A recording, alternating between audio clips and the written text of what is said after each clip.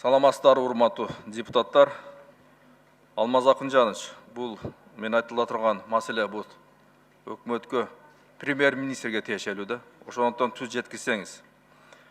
2018 жылы Нокат районуна караштуу Бешбуркан айылында жаңы мектеп бүтүп, ачылыш аземи болгону. Ошол ачылышка барып, Мухаммедкалы Дүйшекевич катышып, ошо мектепке бир класстык толук компьютер менен белек деп айткан экен. Аны Нокат районунун акими 3 күн ичинде беребиз деп убада беришкен экен. Мына толук азыр 1 жылдан ашык убакыт өттү, бир дагы компьютер келген жок. Же премьер-министр унутуп калганбы, шуну эстетип койсоңуздар деп шайлоочулар кайрылуу жазыптыр. Эми айтылгандан кийин мен ойлойм бериш керек депчи. Ошого эстетип койсоңуз, эгерде унутуп калсам.